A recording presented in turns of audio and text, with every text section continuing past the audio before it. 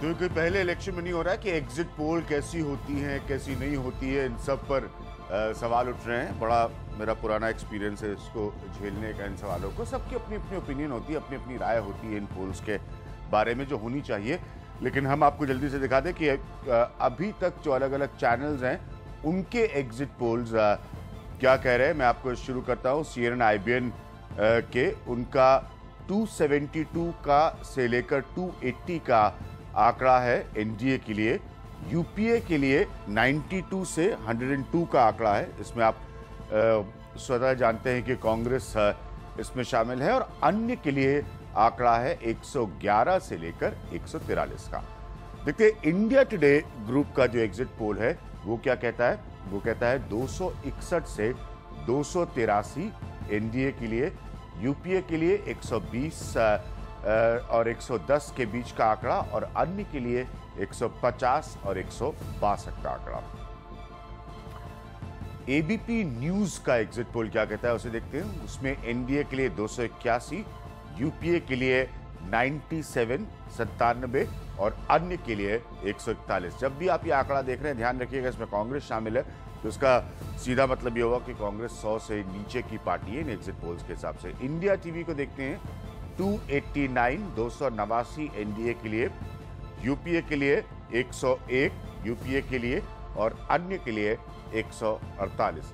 News 24 का जो exit poll आया है वो सबसे ज्यादा है 340 एनडीए के लिए, और यूपीए के लिए महज 70। यानी कि इस एग्जिट पोल के हिसाब से अगर इसमें कांग्रेस को जोड़कर देखा जाए तो बहुत कम आंकड़ा न्यूज 24 का एग्जिट पोल मानता है।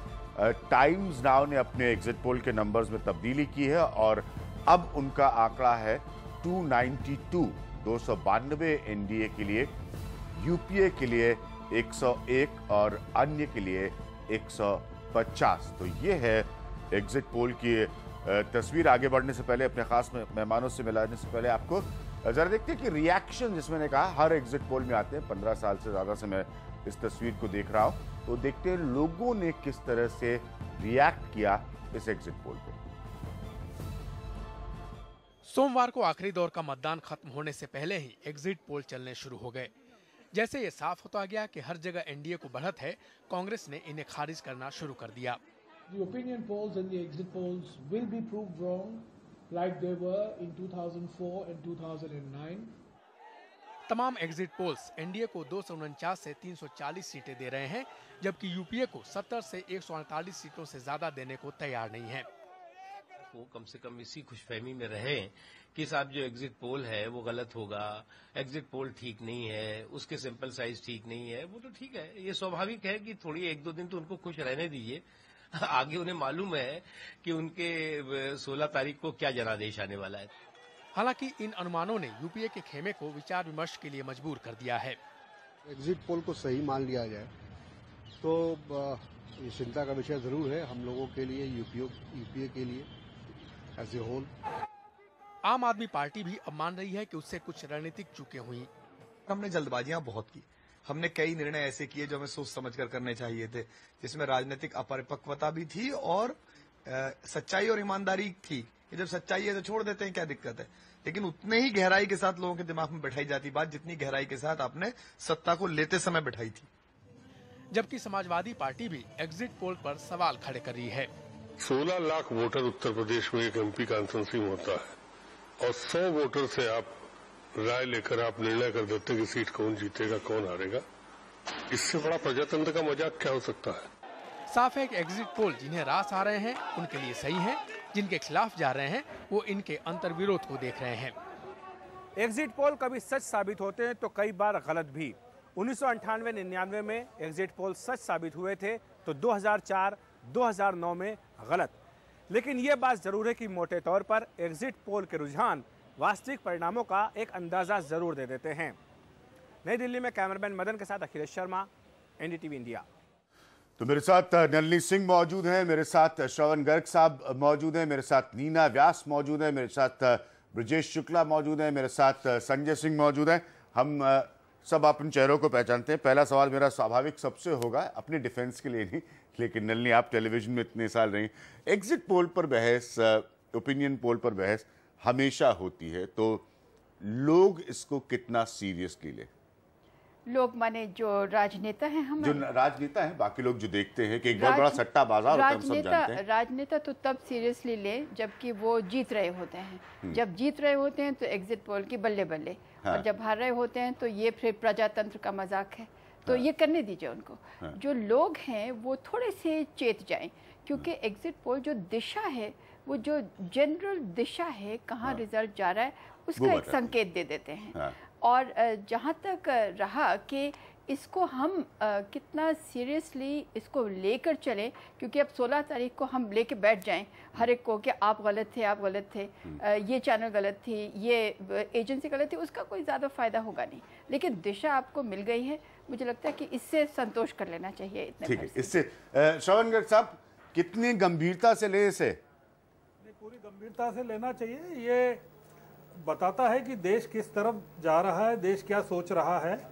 और आप पाएंगे कि सारे एग्जिट पोल्स जो हैं वो एनडीए और भारतीय जनता पार्टी को 250 से ऊपर दे रहे हैं। इसका मतलब है कि एनडीए और बीजेपी की संख्या को लेकर थोड़ा सा मतभेद हो सकता है कि 50 ज्यादा है, 25 ज्यादा है, पर सरकार बन रही है। इसलिए अब एनडीए को मिलने वाली संख्या के आंकड़े या भारतीय जनता पार्टी को मिलने वाली संख्या के आंकड़े बेमानी हो गए हैं। मतलब अब एग्जिट पोल के आंकड़ों पर बहस जो है केवल उसी दिशा में माननी चाहिए कि कोई आसमानी सुल्तानी ऐसी हो जाए कि कांग्रेस और यूपीए सत्ता में आ जाए और सरकार बनाने के सपने देखने लगे। बाकी तो कोई मतलब नहीं है और वो स्थिति होती दिखती नहीं है। इसलिए एग्जिट पोल के आंकड़ों को लेकर बहुत जुगाली करने की अब जरूरत नहीं। अब तो ईमानदारी से ये मानना चाहिए कि बीजेपी की सरकार मोदी के नेतृत्व में या एनडीए की सरकार मोदी के नेतृत्व में बन रही है और बहुमत के नजदीक है या बहुमत के ऊपर है। मतलब उसमें भी कोई शक नहीं है। उसमें भी कोई शक नहीं। बड़ी क्लैरिटी से नलिनी और श्रवण गर्ग। नीना व्यास, आपका ओपिनियन कितना सीरियसली लेना चाहिए? नहीं, देखिए, ये तो जब ओपिनियन पोल क्या इलेक्शन का जो पूरा दौर शुरू हुआ उसके बहुत पहले ही ये तो आम जनता को मालूम था, हम सबको मालूम था कि कांग्रेस की हालत खराब होने वाली है। 10 साल की एंटी इनकम्बेंसी, पिछले लगातार 2-3 साल तक तो स्कैम्स और अन्ना हजारे की एंटी करप्शन मूवमेंट ने उसकी बुरी हालत कर दी थी। और 2008 से लेके जो वर्ल्ड इकोनॉमी को भी धक्का लगा उसका भी कुछ असर यहाँ भी पड़ा। तो ये तो सबको मालूम था, इसमें ना एग्जिट पोल ना ओपिनियन पोल की जरूरत थी। भाजपा ऑपोजिशन में रही तो मेन फायदा उसको ही मिलने वाला था और मोदी के आने से, मोदी के नेतृत्व से उसका 5-10% और बढ़ा होगा जो उसका भाजपा को जो अदरवाइज मिलना था वोट।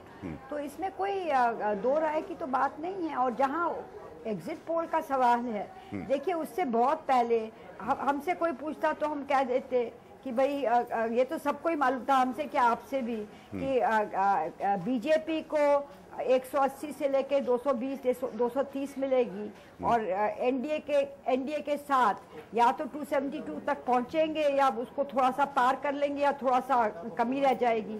इसमें कोई दो राय नहीं थी। और जहां यूपीए का सवाल है कि कांग्रेस को 100 के आंकड़े 90 तक पहुंचे या 110-120, बस सबको उसमें भी कांग्रेस को मुश्किल आएगी। हाँ, तो इसमें कोई मेरे ख्याल कोई जादूगरी वाली बात नहीं है।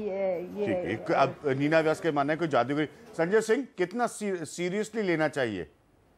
देखिए विज्ञान, इसे दो तौर पे हमें लेना चाहिए। एक तो ये है कि एग्जिट पोल के नतीजे इस बार जो प्रेडिक्शंस हैं, अगर आप कहीं भी इस बार चुनाव जो कवरेज के लिए जाते थे तो एक चीज सीधी दिखती थी कि कांग्रेस के पक्ष में कोई बोलने वाला आम जनमानस में कोई ये बिल्कुल सही बात है। बिल्कुल सही बात है। चीज है, आपने हमने सबने बहुत ट्रैवल किया, सही बात है। बिल्कुल, केवल देखने वाली बात कांग्रेस की चर्चा करने वाले लोग बहुत कम मिले गांव देहात में, खास तौर पर बहुत कम। और जो सपोर्टिव पार्टी थे या रीजनल पार्टीज के, उसमें दो तरह से ये चुनाव हो रहा था। एक, बहुत सारे जगह पे कम्युनल पोलराइजेशन भी दिख रहा था दूसरी चीज है कि मोदी की चर्चा बहुत सारे जगह पे आपको वैसे लोग करते हुए मिल जाते थे जहां बीजेपी का प्रेजेंस नहीं होता था।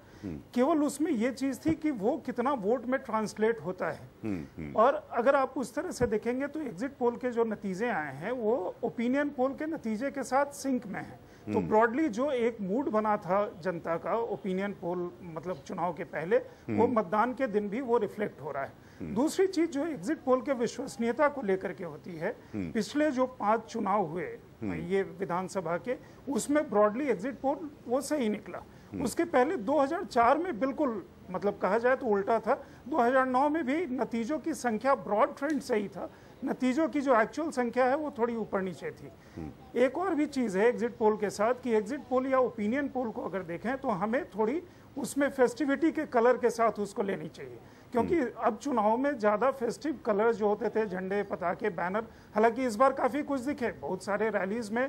चूंकि इतना पैशनेट इलेक्शन था कि बीजेपी का झंडा आपको दिखता था, आम आदमी पार्टी का झंडा दिखता था, जो रीजनल पार्टीज थे उनके झंडे दिखते थे, तो थोड़े झंडे पताके वापस आए। तो इसे एक फेस्टिविटी का वो कलर जो है उसे रहने देना चाहिए। जनता के बीच में या हम लोगों के बीच में चुनाव के बाद 4 दिन एक विषय रहता है चर्चा का, लोगों को एक्साइट करता है, लोग तो जानना चाहते हैं। हमारे सारे सीनियर जर्नलिस्ट की ये राय है कि भाई इतना ब्रिजेश शुक्ला, जैसे उत्तर प्रदेश जैसा प्रदेश इतने सालों से आप देख रहे हैं, अब बड़ा उत्तर प्रदेश के बारे में कोई भी प्रिडिक्शन करना हम और आप अच्छी तरह जानते हैं बहुत मुश्किल काम है।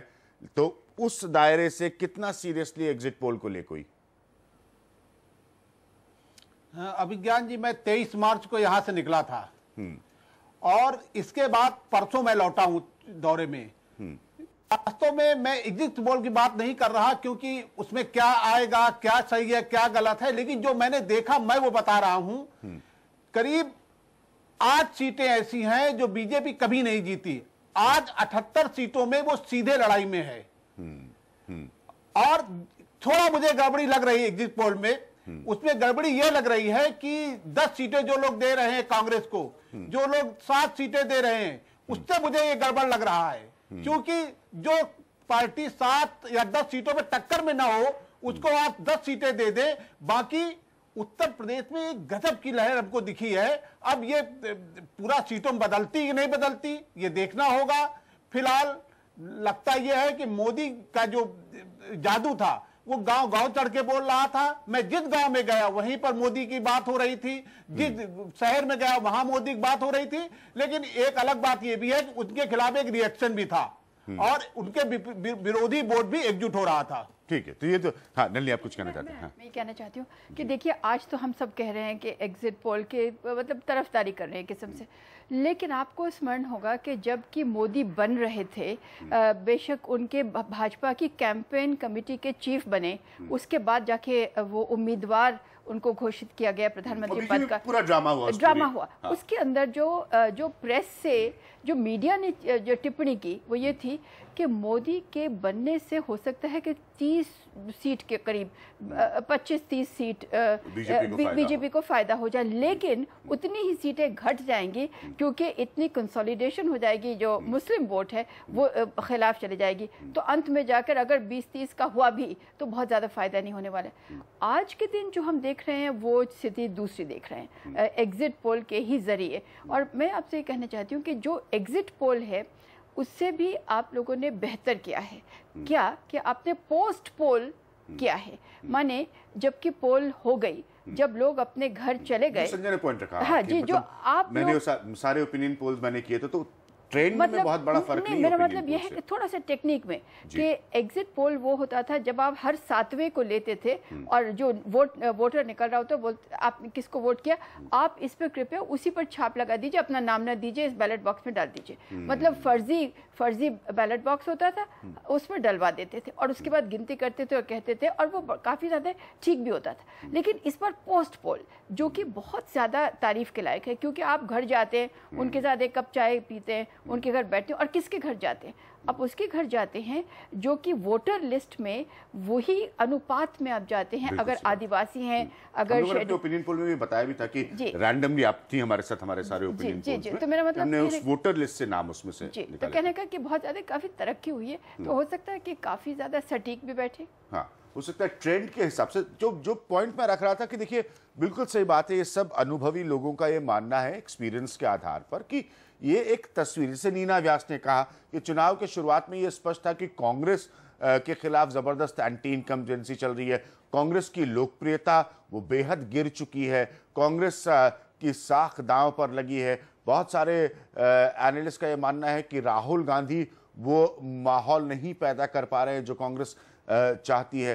तो स्वाभाविक है कि किसी को अगर इसका लाभ मिलेगा तो वो भारतीय जनता पार्टी। तो कुल मिलाकर अभी तक इन पोल्स की जो तस्वीर निकल कर आई है वो इस बात की तरफ इशारा करेगी। नीना व्यास, मैं एक सवाल आपसे कांग्रेस पर पूछना चाहूंगा कि इस तरह के माहौल में जब चुनाव के शुरुआत में ही कांग्रेस, जिसे हम अंग्रेजी में कहेंगे डिफेंसिव पे थी, कांग्रेस को अपनी सरकार के कामकाज का हिसाब देना था लोगों को, तो कांग्रेस कहां पर एंटिसिपेट नहीं कर पाई कि उसकी गलतियां क्या हैं? देखिए, कांग्रेस ने गलतियां तो बहुत की और कम्युनिकेशन में तो बिल्कुल वो एक तरह से बिल्कुल जीरो ही रही। जो अच्छे काम किए भी थोड़े बहुत, वो भी लोगों तक पहुंचा ना पाई अपना जो मैसेज था।